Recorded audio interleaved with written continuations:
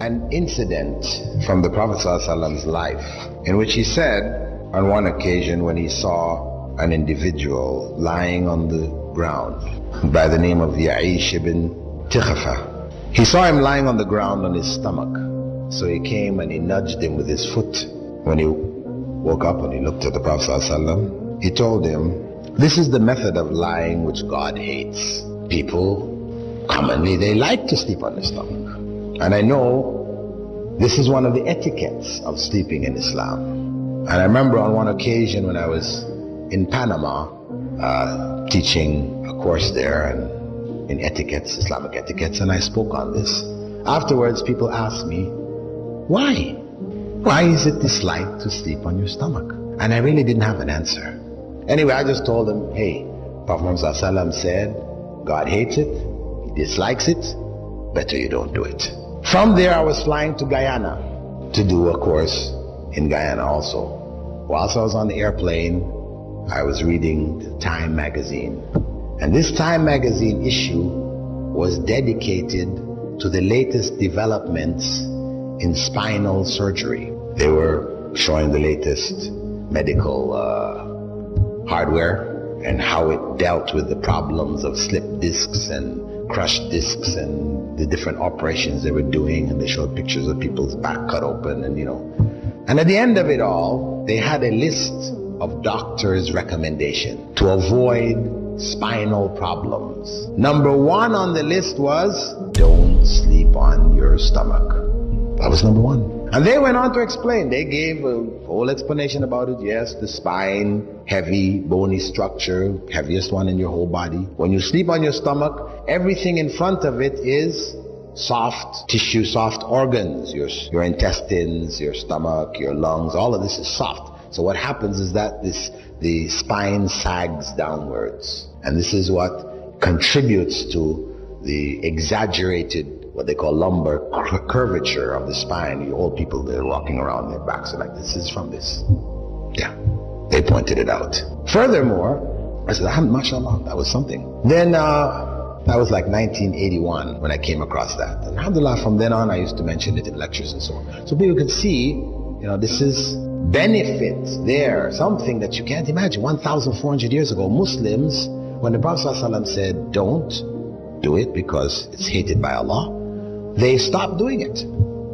Though they used to like to sleep on the stomach just as we do. And over these 1,400 years, they benefited. All the people who didn't do it were harmed in one way or another. So I said, mashallah, and that's how we should approach the things which Allah has prohibited and disliked. That it's better not to do it. Stay away from it because there's harm in it, even if we can't see where the harm is. Anyway, in 1989, I read an article which appeared in the British newspapers that scientists, medical scientists, studying a particular illness which seemed to be affecting small children, 1-year-old, 2-year-old, 3-year-old kids, put to sleep in their cribs. They die in their sleep.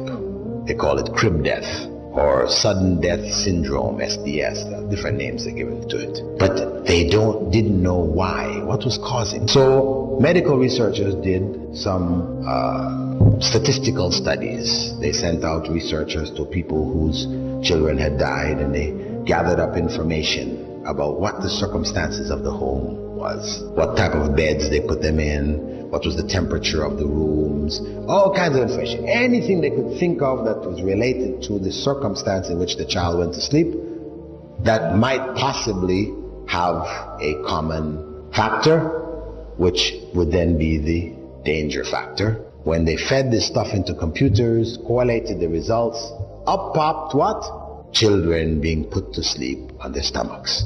So they made a major announcement across England, front page news. Doctors warn parents, do not put your children to sleep on their stomachs.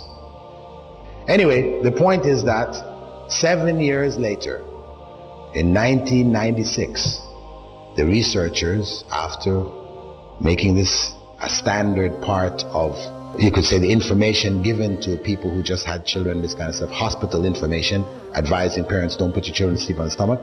and this countrywide campaign to make this known, they found that after 7 years, the rate of cot death had dropped by some 68 or something like this percent. It had dropped drastically. So, alhamdulillah, here is further evidence that Prophet Muhammad 1,400 years ago, when nobody had any idea of what harm there was, how did the Prophet know that God hated it? Do you think he just looked at the person and said, I think God hates this?